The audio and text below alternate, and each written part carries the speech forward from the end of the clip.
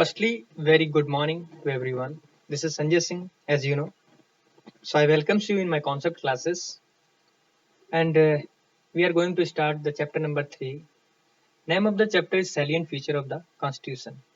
So my dear friends, please create a patience in your heart and listen very carefully to my words, because word is very important for you, for your preparation.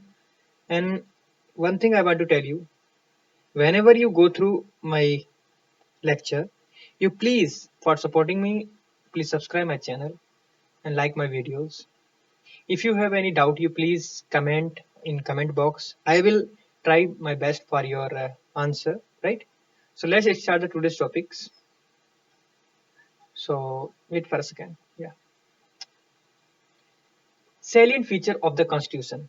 अगर मैं बात करूं कि आखिरकार जो salient feature of the constitution है, इसका actual में मीन क्या है हिंदी में, तो संविधान की प्रमुख विशेषताएं, यानी कि हमारे संविधान की क्या क्या प्रमुख विशेषताएं थी, उसके बारे में हम लोग बात करेंगे.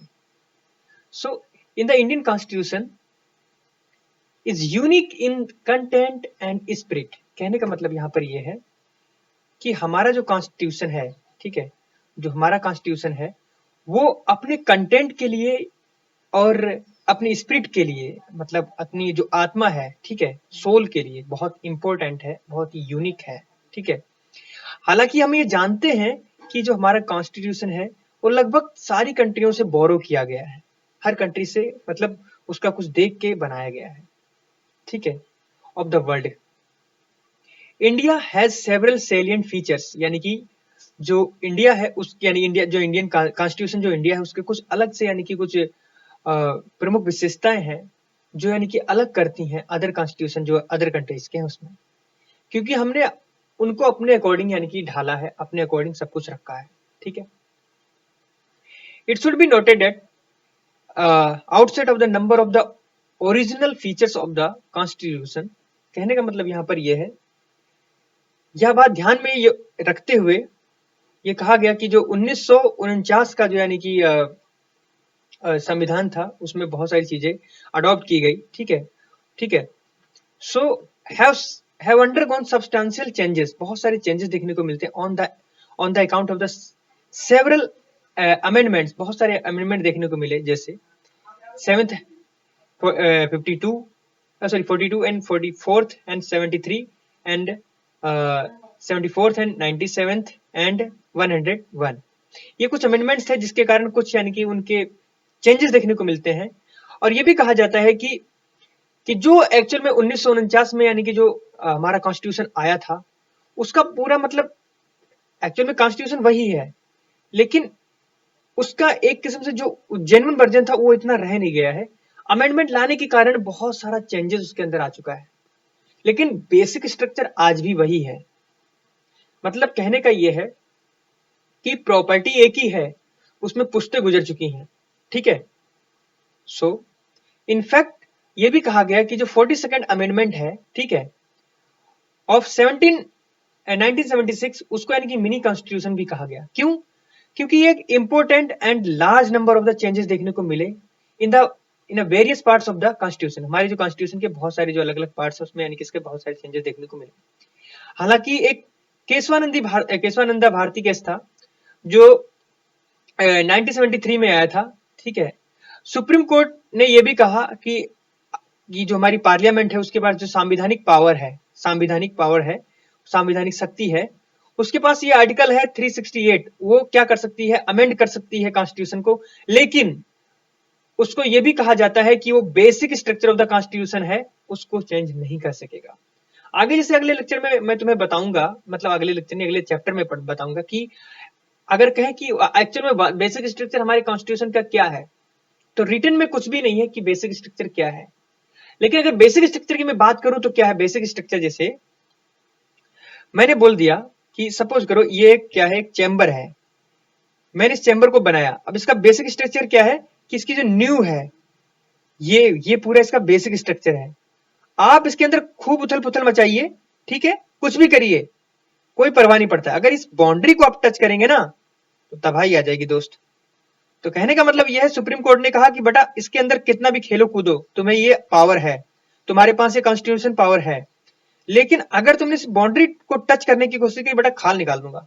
ठीक है, तो कहने का मतलब यहां पर यह है कि हमारे पास जो पावर है वो खाली इसमें छेड़छाड़ अंदर करने की है, उसके बेसिक स्ट्रक्चर को करने की नहीं है। ठीक है, salient features of the constitution, तो उसमें यानी कि अगर हम बात करें salient feature of the constitution, it stands today as follows. अलग अलग चीजों को लेकर चलते हैं कि आखिरकार क्या थे। जैसे इसको यह भी कहा गया कि lengthiest written constitution of the world, ये भी बोला गया। क्यों बोला गया उसको समझेंगे। अगर मैं एक चीज बोलूं आपसे, वो क्या बोल रहा हूं कि जो कॉन्स्टिट्यूशन है उसको क्लासिफाइड किया जाता है written and the unwritten constitution में। अगर रिटन कॉन्स्टिट्यूशन की बात करते हैं तो हमारे दिमाग में अमेरिकन कॉन्स्टिट्यूशन आता है, और अनरिटन कॉन्स्टिट्यूशन की बात करते हैं तो ब्रिटिश का यानी कि ब्रिटिश कॉन्स्टिट्यूशन आता है। बहुत से लोगों के दिमाग में ये रहता होगा रिटन मतलब जो लिखा हुआ है, अनरिटन मतलब जो नहीं लिखा हुआ। ऐसा नहीं होता है, लिखा वो भी है, लेकिन उसमें क्या होता है, जैसे ही कोई आगे घटना घटेगी तो उसके अकॉर्डिंग उसमें स्टेटमेंट जो भी यानी कि केस है उसके अकॉर्डिंग पूरा एक जुडिशरी बैठेगी, एक यानी कि पार्लियामेंट में सभाएं बैठेंगी, और उसके अकॉर्डिंग एक नया एक्ट पारित किया जाएगा, तो उस नए एक्ट को दोबारा से लिखा जाएगा। तो ये हुआ unwritten constitution. But written constitution में क्या होता है, पहले से सोच को, मतलब अगर भविष्य में ये चीज हो तो उसके लिए एक्ट बना हुआ है। इस तरीके की अवधारणा यानी कि रिटन कॉन्स्टिट्यूशन में होती है। और अनरिटन कॉन्स्टिट्यूशन में मैंने जो भी बताया पूरा प्रोसीजर, मतलब तुरंत उस केस को देखकर उसके लिए क्या बेसिक यानी कि डिमांड है अकॉर्डिंग टू पब्लिक, तो उसको रखना चाहिए ऐसा। और कुछ उनके पास अपने प्रावधान भी होते हैं, मतलब लिखित में है उनके पास। ठीक है, लेकिन आगे जो ऐसी क्रिटिकल सिचुएशंस आ जाती हैं, जैसे आज हमारे कॉन्स्टिट्यूशन में बहुत सारे अमेंडमेंट होते हैं हमारी नई नई टेक्नोलॉजी को लेकर, नए नए यानी कि साइबर क्राइम को लेकर, तो उनके लिए भी नए नए प्रावधान बनाए गए। लेकिन पहले तो ऐसा कुछ नहीं रखा गया था, क्योंकि उनको मालूम नहीं था कि आगे चलकर ये साइबर क्राइम भी होगा कुछ। हालांकि हमारे जो कॉन्स्टिट्यूशन के जो मेकर हैं, तो उन्होंने बहुत कुछ सोच समझ के लिखा, जितना दिमाग उनका चल सका उस वक्त उतना सोचा। हम तो उनको धन कहेंगे, डॉक्टर बाबा साहेब अम्बेडकर को, डॉक्टर राजेंद्र प्रसाद को, और भी जो थे, ठीक है, सिन्हा जी को। ये सारे लोगों ने अपनी भूमिका निभाई। पंडित जवाहरलाल नेहरू को उन्होंने बहुत अच्छे से प्रियम्बल को यानी कि ड्राफ्ट किया उसको, यानी कि ऑब्जेक्टिव रेजोल्यूशन उसका अच्छे से लेकर आए। आज भी उसका यानी कि हम मतलब इन चीजों इन व्यक्तियों का ऑनर से नाम लेना चाहिए।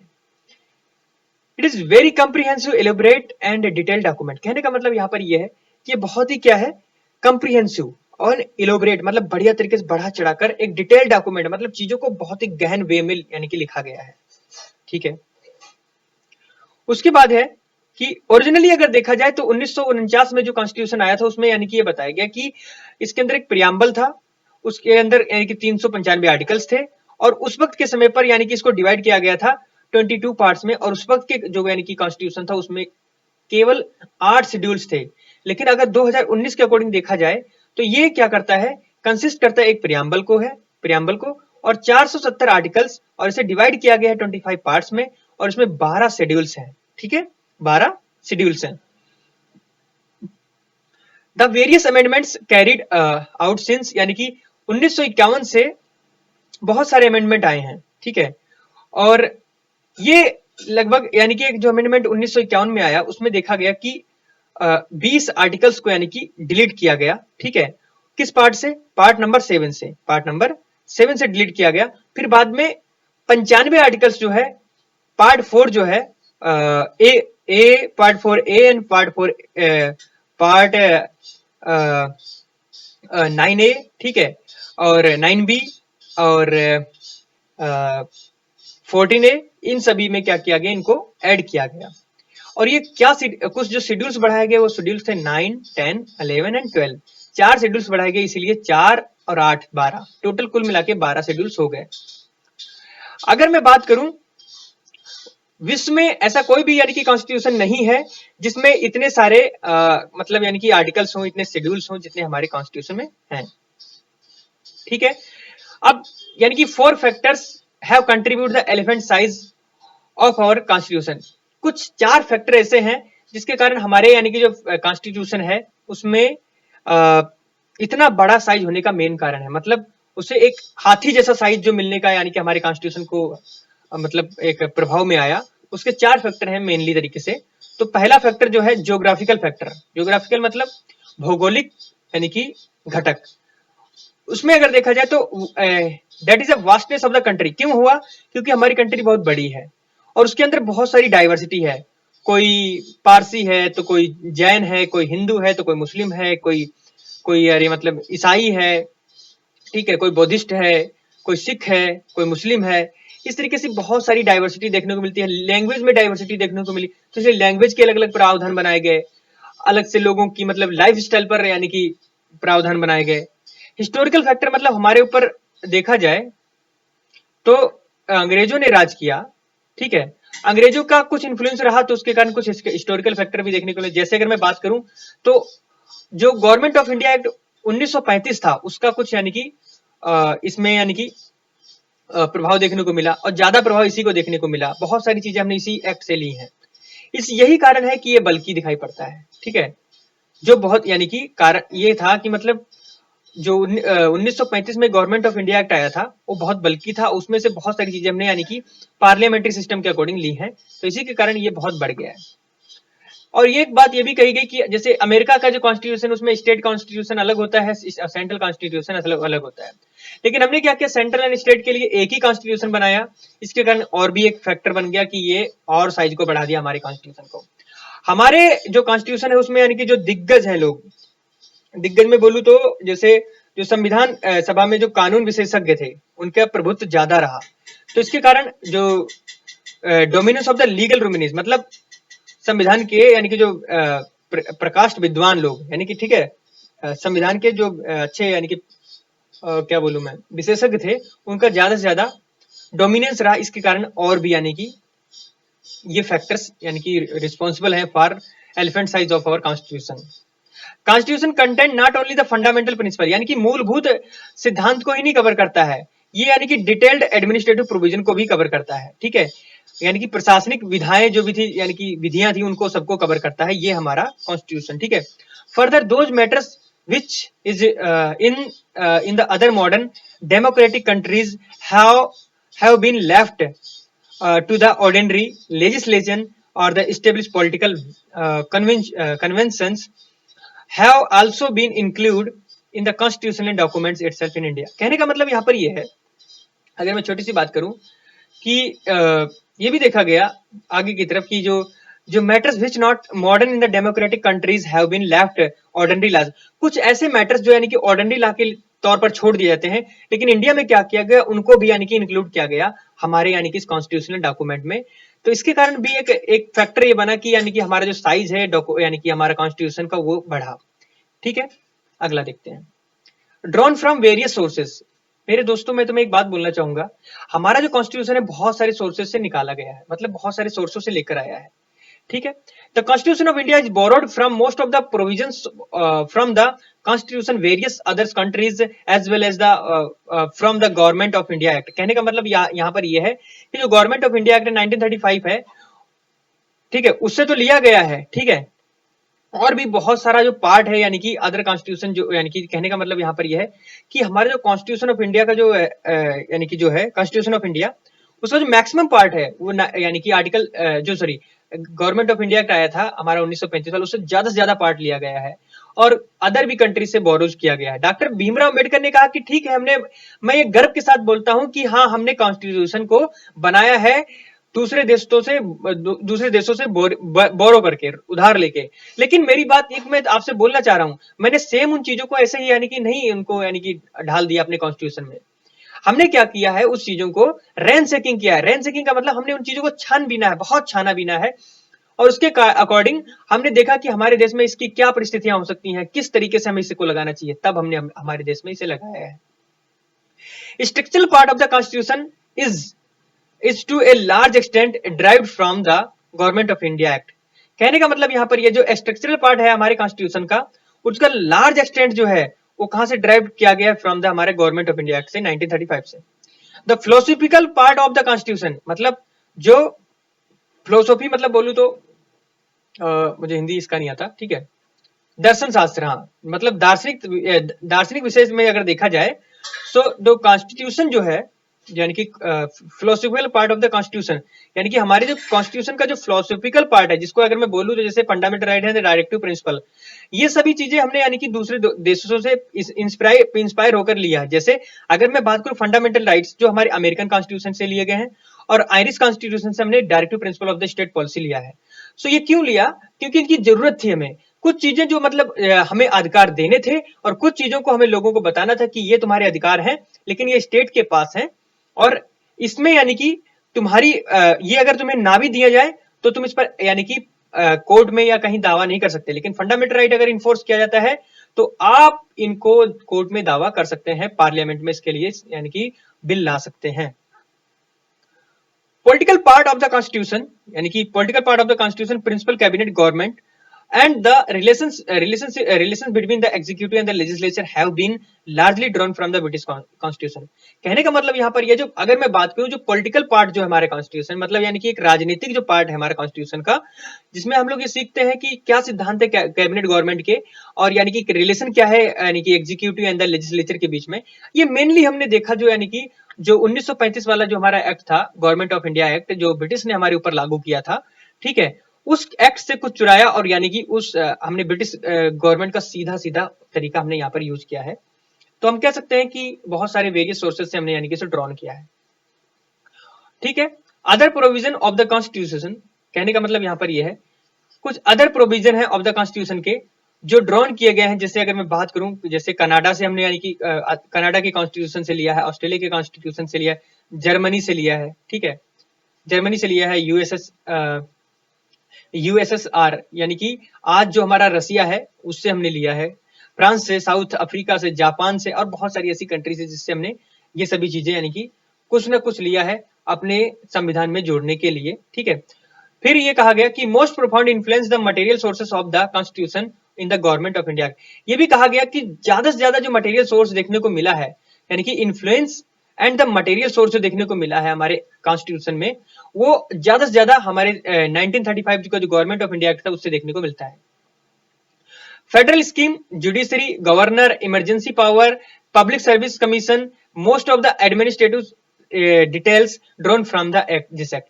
यानी कि जो 1935 वाला जो एक्ट था उसमें जो यानी कि ये सारी चीजें मैं बता रहा हूँ। जैसे फेडरल स्कीम मतलब यानी कि फेडरल स्कीम क्या थी, जुडिशरी क्या है मतलब जो न्याय के लिए है, गवर्नर, ठीक है, राज्यपाल, ठीक है, इमरजेंसी पावर मतलब आपातकालीन पावर्स क्या होनी चाहिए, ठीक है, पब्लिक सर्विस कमीशन मतलब प्रशासनिक सेवाओं के लिए क्या यानी कि क्या यानी कि कमीशन जो हैं उनको, मोस्ट ऑफ द एडमिनिस्ट्रेटिव जो यानी कि डिटेल्स हैं सारी हमने इसी 1935 के एक्ट से यानी कि निकाली है। More than half of the provisions यानी कि लगभग आधे जो प्रोविजंस हैं of the constitution identical are they bear close to the resemblance this act. यानी कि हमने बहुत सारी चीजें, लगभग आधी चीजें जो हैं इस एक्ट से निकाली हैं 1935 वाले से। ब्लेंड एंड द रिजिडिटी, ये बहुत ही इंपॉर्टेंट है, हमें जान लेना चाहिए कि रिजिडिटी कितनी है हमारे कॉन्स्टिट्यूशन में, फ्लेक्सिबिलिटी कितनी है। तो अगर मैं बात करूं कॉन्स्टिट्यूशन को इस वे में भी यानी कि क्लासिफाइड किया जाता है कि फ्लेक्सिबल कॉन्स्टिट्यूशन है उस कंट्री का या रिजिड कॉन्स्टिट्यूशन है। तो अगर मैं बात करूं जैसे रिजिड में अगर मैं बात करूं तो अमेरिका का जो कॉन्स्टिट्यूशन है वो एक रिजिड कॉन्स्टिट्यूशन है। अगर वहां पर कोई भी अमेंडमेंट तुम्हें लाना है तो ये कोई सिंपल वे में नहीं आ जाता है, बहुत मुश्किल लगती है तब जाकर एक अमेंडमेंट हो पाता है। अब फ्लेक्सिबल कॉन्स्टिट्यूशन की बात करूं तो बहुत ही आसानी तरीके से ब्रिटिश कॉन्स्टिट्यूशन में यानी कि क्या बोलते हैं अमेंडमेंट लाया जा सकता है। लेकिन इंडिया ने क्या कहा कि हमारा कॉन्स्टिट्यूशन ना तो इतना रिजिड होगा और ना ही इतना फ्लेक्सिबल होगा, अगर हमें कुछ भी लाना है तो उसके लिए आर्टिकल 368 कहता है कि हाँ कोई बात नहीं, तुम्हें यानी कि आदेश है, दो टाइप के अमेंडमेंट्स ला सकते हो भैया। फर्स्ट आर्टिकल क्या कहता है, फर्स्ट पार्ट क्या कहता है कि जो प्रोविजंस हैं कैन बी अमेंड किया जाएंगे स्पेशल मेजोरिटी के द्वारा, ठीक है, पार्लियामेंट के अंदर, जिसमें यह बोला गया कि 2/3 मेजोरिटी तो रहेगी रहेगी यानी कि member of the each house यानी कि 2/3, ठीक है, लगभग 2/3 का अगर निकालेंगे लगभग 66 पॉइंट समथिंग निकलेगा, ठीक है। सो तो यानी कि लगभग 66% आपको निकालना ही पड़ेगा, ठीक है। 66% जब निकालेंगे किसी का तब जाकर ये मेंबर्स यानी कि जुटेंगे एक साइड में, जब आते हैं तो वो अमेंडमेंट किया जाएगा। दूसरा क्या बोलता है, some provisions can be amended by the special majority, कुछ यानी कि स्पेशल मेजोरिटी के द्वारा होते हैं पार्लियामेंट के अंदर, with the ratification of the half of the totals, यानी कि खाली हाफ लोग यानी कि रेटिफाइड कर दें कि हाँ ये होना चाहिए, तो यानी कि वो अमेंडमेंट आ सकता है जिसको यानी कि प्रोविजन के अंदर रखा जा सकता है। इसी समय अगर देखा जाए some provisions of the constitution can be amended, उनको अमेंड किया जाएगा बाय सिंपल मेजोरिटी, ठीक है, of the parliament in the manner of the ordinary legislative process. Notably, these amendments do not come under this article. लेकिन बहुत सारे ऐसे amendments हैं जो यानी कि आर्टिकल 368 के अंदर भी नहीं आते। ठीक है, बात करता हूं फेडरल सिस्टम विद यूनिटरी ब्याज। सो फेडरल जो सिस्टम है हमारा, अगर बात करूं मैं तो कॉन्स्टिट्यूशन ऑफ यानी कि अमेरिका जो उसमें फेडरल सिस्टम है, लेकिन हमारे यहाँ की बात करूं तो हमने ढांचा तो फेडरल बनाया लेकिन यूनियन ऑफ द स्टेट लिया है, तो ये भी चीजें आती हैं। तो कॉन्स्टिट्यूशन ऑफ जो इंडिया है establish federal system of the government, यानी कि हमने फेडरल सिस्टम बनाया है। ठीक है, it contains all the usual features, यानी कि जितने भी यूजुअल फीचर्स ऑफ द यानी कि federal which two government division powers. ठीक है, and written constitution of the supremacy of the constitution, rigidity of the constitution, dependent judiciary of bicameralism। कहने का मतलब यहाँ पर ये है कि ये जो हमारा कॉन्स्टिट्यूशन है, जो system of the government of India है, जो फेडरल सिस्टम को कंटेन करता है, वो ये बोलता है कि जो दो प्रकार का क्या मतलब कि दो प्रकार की गवर्नमेंट के लिए कि डिवीजन ऑफ पावर का डिवीजन रहेगा। हमारा कॉन्स्टिट्यूशन क्या है, रिटन वे में है। सुपरमेसी जो रहेगी कॉन्स्टिट्यूशन की रहेगी, मतलब कॉन्स्टिट्यूशन से ऊपर कोई भी नहीं, भगवान भी नहीं। ठीक है, रिजिडिटी ऑफ द कॉन्स्टिट्यूशन, यानी कि कॉन्स्टिट्यूशन के अंदर रिजिडिटी रहेगी, अमेंडमेंट बहुत ही रेयरिटी ऑफ यानी कि देखा जाएगा। फिर कहा गया इंडिपेंडेंट जुडिशरी रहेगी, जुडिशरी जो रहेगी उस पर किसी का मतलब अधिपत्य नहीं रहेगा, उसमें यानी कि जो उनको जजेस को चुनने का जो यानी कि तरीका है वही रहेगा, कोई उस पर उसके लिए कोई नया प्रावधान नहीं लाया जाएगा। बाईकैमरलिज्म की अगर मैं बोलूं तो इसमें दो तरीके से, यानी कि अगर मैं बोलूं तो दो तरीके से इसको निभाया जाएगा। ठीक है, बाईकैमरलिज्म को। ठीक है, however Indian constitution also contain a large number of the unitary non federal features. कहने का मतलब यहां पर यह है कि हम अगर बोले कि जो इंडियन कॉन्स्टिट्यूशन है वो कंटेन करता है large number of the unitary and non federal features को। ठीक है, strong centre, single constitution, single citizenship. कहने का मतलब एक स्ट्रॉन्ग सेंटर होगा, ठीक है, उसकी सिंगल सिटीजनशिप होगी, स्टेट एंड यानी कि इंडिया सेंटर के लिए सिंगल सिटीजनशिप होगी, फ्लेक्सिबिलिटी होगी in the of the constitution की, इंटीग्रेटेड जुडिशरी होगी। मतलब इंटीग्रेटेड जुडिशरी का मतलब ये हुआ कि सबसे पहले आएगा तुम्हारा लोकल कोर्ट्स, ठीक है, जिसको बोलते हैं डिस्ट्रिक्ट कोर्ट्स, उसके ऊपर तुम्हारा हाई कोर्ट, हाई कोर्ट के ऊपर तुम्हारा सुप्रीम कोर्ट, ये होगी तुम्हारी इंटीग्रेटेड जुडिशरी। अगर कोई भी केस है तुम्हें पहले डिस्ट्रिक्ट कोर्ट में जाना पड़ेगा, वहां नहीं सुधरता है तो आपको हाई कोर्ट में अपील करनी पड़ेगी, हाई कोर्ट में भी नहीं होता है तो उसके लिए आपको सुप्रीम कोर्ट में जाना पड़ेगा। ठीक है, ये सारे तीन प्रोसीजर जो इसीलिए इंटीग्रेटेड जुडिशरी है हमारे यहाँ। Appointment of the state governor, यानी कि जो स्टेट गवर्नर होगा बाय द सेंटर होगा ऑल इंडिया सर्विसेज के द्वारा। ठीक है, इमरजेंसी प्रोविजंस एंड यानी कि सो ऑन, बहुत सारे इमरजेंसी प्रोविजंस होंगे जो यानी कि समय आने पर लगाए जाएंगे। Moreover the term of the federation nowhere use in the constitution. लेकिन हमने ये बताया है कि जो फेडरेशन ऑफ द यानी कि जो फेडरेशन टर्म है उसे कॉन्स्टिट्यूशन में यूज नहीं किया गया है, इसकी जगह हमने union of the government use किया गया है, यानी कि union of the states, federation की जगह। यानी कि हमारा देश जो है यानी कि विसंघीय नहीं है, संघीय है, तो इसलिए हमने फेडरेशन की जगह हमने यूनियन को यूज किया है। यूनियन का मतलब होता है, यूनियन मतलब यानी कि जो एक यानी कि स्टेट से मिलकर बना है, उनका समूह मिलकर बना है, यानी कि उनका समूह है। और फेडरेशन का मतलब ये होता है कि अगर कोई राज्य चाहे किसी समय आने पर तो अलग हो सकता है, सेंटर चाहे उससे अलग हो सकता है, ऐसा नहीं है। इसीलिए हमने फेडरेशन में गवर्नमेंट को लेकर आए, लेकिन स्टेट्स को हमने ये दिखाया कि हम यूनियन है, आपसे मैं हूं, मुझसे आप हो, इसका मतलब होता है यूनियन। और फेडरेशन का मतलब यह है कि मैं आप यानी कि मैं आपसे हूं, आप मेरे से नहीं है, मैं समय पाऊंगी तो आपको छोड़ दूंगी। ठीक है, स्टेट यानी कि आर्टिकल 1 ये कहता है कि ये डिस्क्राइब करता है किसको, इंडिया यानी कि as an union of states. यानी कि आर्टिकल 1 ही ये बोलता है कि जो आर्टिकल 1 कहता है कि जो इंडिया है वो फेडरेशन में तो है, लेकिन लिखित में क्या बोलता है, यूनियन ऑफ स्टेट, मतलब हम राज्यों का समूह है। ठीक है, यानी कि इंडिया जो एक राज्यों का समूह है। ठीक है, और इंप्लाइज टू थिंग्स, दो चीजों के बारे में बोलता है। फर्स्ट क्या बोलता है, Indian federation is not result of the agreement, क्योंकि इंडिया का जो फेडरेशन है वो कोई एग्रीमेंट नहीं है स्टेट बाई स्टेट्स के द्वारा। एंड दूसरा क्या बोलता है, नो स्टेट हैज राइट, कोई भी स्टेट के पास ये राइट नहीं है सीड फ्रॉम द फेडरेशन, इससे फेडरेशन से अलग निकल जाए। जैसे अमेरिका में क्या है, अगर आज वो बोल दे कि मैं अलग होना चाह रहा हूं तो अलग हो सकता है, लेकिन इंडिया के अंदर ये नहीं है। सो माय डियर फ्रेंड्स, इस लेक्चर में इतना ही। मिलते हैं एक अच्छे लेक्चर में, सॉरी अगले लेक्चर में, नए विचार, नए जोश के साथ। तब तक के लिए थैंक यू। जय हिंद, जय भारत।